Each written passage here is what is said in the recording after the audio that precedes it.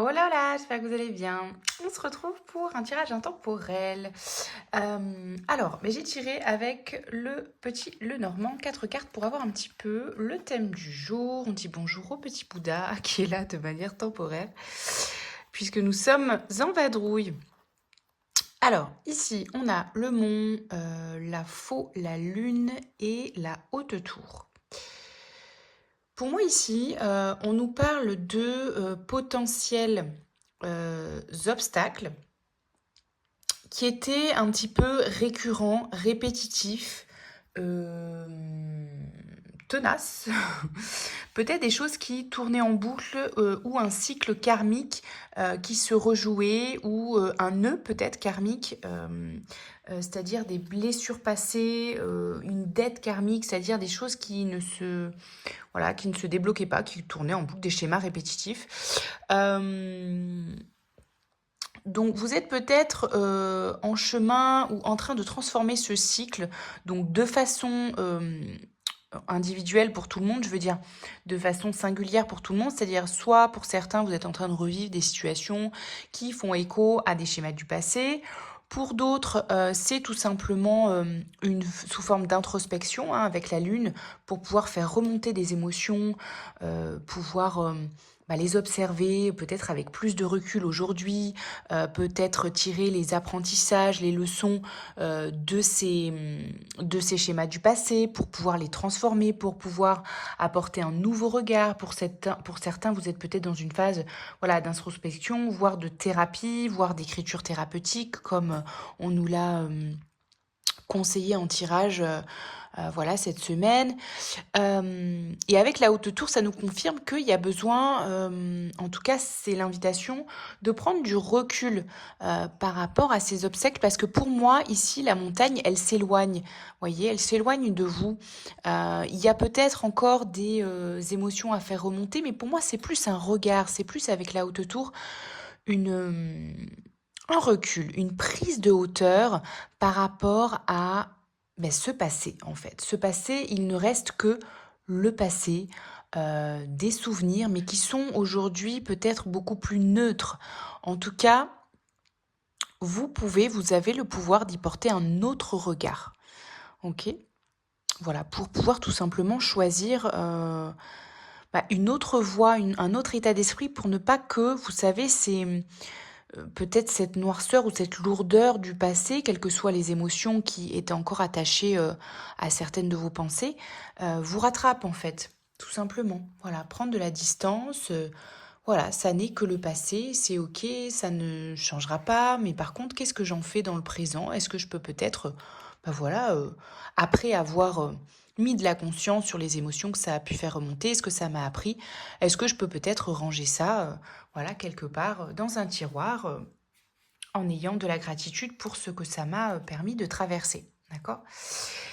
Ici, ensuite, on a la tour, le chariot, le 8 de coupe, le 8 de denier, pardon, le père de bâton, le 4 de bâton et la grande prêtresse.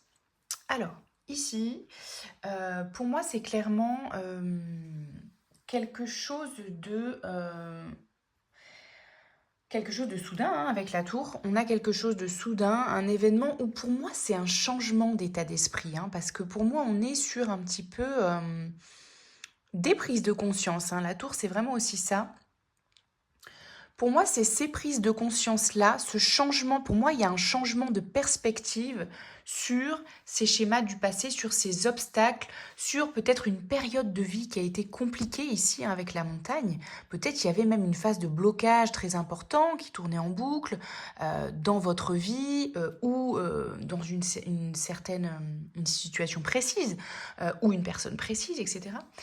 Et pour moi, il y a une prise de conscience ici, une prise de recul qui fait que vous choisissez de voir les choses autrement. Et du coup, c'est comme si ça ouvrait quelque chose de vraiment beaucoup plus fertile pour vous. D'accord? Ici, avec le chariot, c'est on avance malgré les résistances qui peuvent un petit peu persister, pardon. Donc il y avait peut-être effectivement des véritables obstacles, hein, des résistances, que ce soit extérieures ou intérieures. De toute façon, c'est toujours plus ou moins lié. Mais ici, pour moi, vous réussissez à avancer, et ce, malgré ces résistances-là. Parce que vous travaillez sur soit vos projets, vos relations, votre développement personnel, mais en tout cas, vous faites le travail qui vous est demandé, qui vous est invité de faire. C'est pas français, vous avez compris. Euh, vous faites le travail pour pouvoir avancer. Et ça, c'est très, très positif. Ok. Ici, avec le paire de bâtons et le 4 de bâton, la grande prêtresse, pour moi, c'est vraiment un engagement. Donc, soit il y a quelqu'un dans votre entourage, donc une figure éventuellement masculine, quelqu'un d'entreprenant, soit c'est vous, mais il y a une forme d'engagement donc envers vous ou envers cette personne, potentiellement avec la 4 de bâton, une association, une réconciliation, même peut-être après des obstacles, après une phase de schéma répétitif. Quelque chose de beaucoup plus aligné, de beaucoup plus intuitif, de beaucoup plus fluide et relié en fait à votre âme. D'ailleurs, c'est peut-être des schémas répétitifs qui se transformaient pour pouvoir vous rapprocher, donc pour pouvoir évidemment élaguer certaines émotions, certaines dettes karmiques, pour pouvoir libérer votre âme, votre reliance à votre intuition, et pouvoir vous associer à cette personne ou à vous-même, hein, à vous engager envers votre vie, envers votre... peut-être vous avez un esprit d'entrepreneur ou quelqu'un qui avait beaucoup de projets dans la vie. Vous voyez, c'est le père de bâton, c'est vraiment quelqu'un de très entreprenant qui a une entreprise ou qui a plusieurs entreprises, en tout cas qui est entreprenant envers les projets, envers ses projets de vie, d'accord, que ce soit professionnel ou personnel. Donc soit vous vous engagez, vous incarnez aujourd'hui, vous choisissez d'incarner cette énergie-là parce que vous vous êtes libéré des obstacles, des schémas répétitifs du passé, et du coup c'est successful pour vous, pardon, et c'est relié directement à votre âme, à votre intuition, vous reconnectez à des savoirs innés, des compétences innées, hein, à qui vous êtes, à vos talents en fait, à votre potentiel intrinsèque, à ce pourquoi vous êtes fait. Et vous vous engagez pleinement là-dedans. Donc c'est très très positif pour vous. On va voir si on a... pardon, ça bouge un peu. C'est pas l'idéal. Alors, je vais voir si on a des ressources avec l'autre tarot. Alors, je pense que je vais prendre celui-là, ouais. Est-ce qu'il manque une carte ici? Non. Le Klimt Tarot. Regardez comme il est beau. De l'Oscarabeo en version pocket. Regardez comme il est tout minus, je kiffe. Regardez. Il tient dans la main comme ça, j'aime trop. Alors, donc, on y va. Est-ce qu'on a des ressources ici pour avancer? J'ai l'impression que c'est un message plutôt général.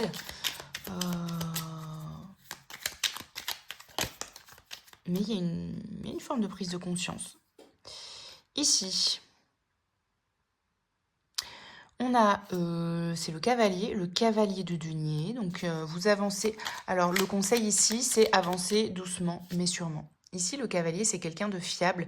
Donc, on vous invite à incarner cette énergie du cavalier de Pentacle, à savoir de vous présenter comme quelqu'un de fiable qui avance vers ses projets, qui ne baisse pas les bras,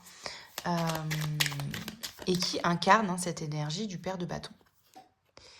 Ici, on a le 8 d'épée.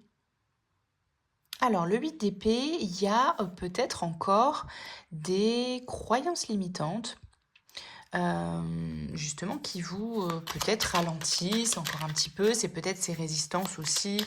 Ici, on voit que vous avancez quand même, mais vous pourriez avancer un peu plus léger en transformant ces résistances. Le 4 de bâton, vous voyez, il y a encore cette forme d'engagement, d'association, de mariage, d'engagement envers... Oh, pardon, Monsieur Bouddha. envers quelqu'un, quelque chose ou un projet de vie. Attendez, c'est la folie. Allez, on va prendre celle-là. Le roi d'épée. Ok, donc il y a quelque chose de l'ordre de prenez les devants, organisez les choses, soyez un peu plus directif peut-être dans votre façon eh bien de présenter vos projets, d'avancer sur vos projets. Vous savez, le roi d'épée, c'est celui qui ordonne, voilà, c'est celui qui donne des ordres, c'est celui qui organise, qui dit ce qu'il y a à faire, voilà, avec sang-froid, enfin je veux dire, sans que les émotions interviennent là-dedans, il est dans l'organisation, dans le voilà qui fait ça.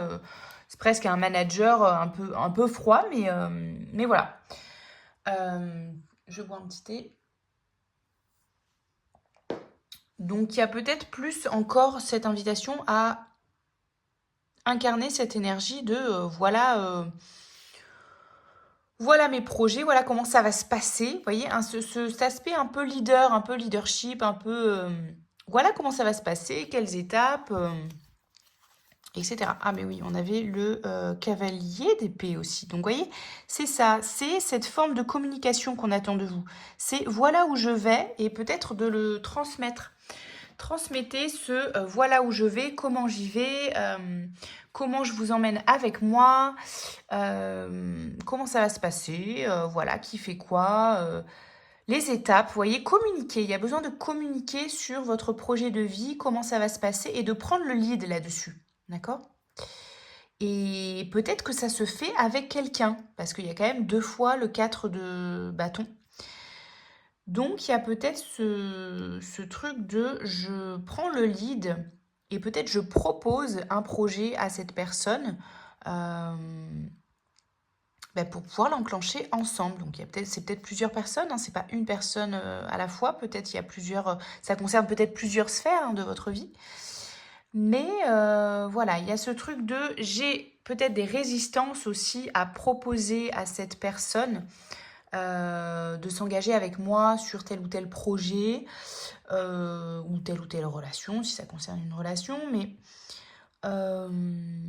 il y a peut-être une réticence par rapport à des croyances, peut-être liées justement à ces schémas du passé, mais il y a des choses à transformer pour pouvoir aller de l'avant et vous lancer. Peut-être vous avez peur de vous lancer, peut-être dans une association justement par rapport au schéma du passé aussi. D'accord ? Ok, on va voir si, pour terminer, vous avez une question en tête précise. Posez cette question mentalement et on va tirer une carte ici avec le crystal ball pour vous répondre. Peut-être une ou 2 cartes, on va voir. Alors, donc, ici, s'il y avait encore une question à vous poser, on vous dit que c'est peu probable. Ok, on vous dit que c'est peu probable qu'il y a potentiellement un lien qui s'effrite, quelque chose qui s'effrite, si c'est un projet, si c'est une situation. On va tirer une deuxième carte pour avoir un petit peu de précision. Ouais, on vous dit de reconsidérer la situation. Donc, la question à laquelle vous pensez, on vous dit dans ces cas-là, c'est pas vraiment la bonne personne ou la bonne direction. Ce sera pas par là. Voilà, reconsidérer la situation, ajuster. Parce que, voilà, c'est pas par là. Donc, on vous dit reconsidérer. Voilà, c'est peu probable que ce soit dans cette situation, ce projet-là ou cette personne, etc. Ok. On va terminer par un dernier message du Good Quantique, de la Good Quantique Box. Hop, que je vais tirer devant vous. Allez, une carte, s'il vous plaît. Voilà, hop. Alors, la vibe abondance du jour. Donc, au moment de votre mort, la sécurité n'aura plus aucun intérêt, la peur non plus. Alors, dès à présent, apprenez à ne plus prendre vos décisions par peur ou pour être rassuré. Suivez le murmure de votre cœur, il vous guidera vers la vie extraordinaire que vous méritez. Il vous proposera de vivre pleinement chaque expérience, ne le lui refusez pas. Vous êtes venu pour cela. Voilà, donc osez, vous voyez, c'est un peu lié quand même à ces résistances-là. Il y a quelque chose que vous n'osez pas proposer à quelqu'un par peur ou des décisions que vous prenez pour être rassuré, pour ne pas, par peur de ne pas, par peur de reproduire ces schémas-là, ou pour être rassuré et en sécurité au lieu de peut-être prendre un risque. Voilà, mesurez après, hein, vous adaptez à vos situations, mais voilà, prenez soin de vous les amis, à bientôt, ciao ciao.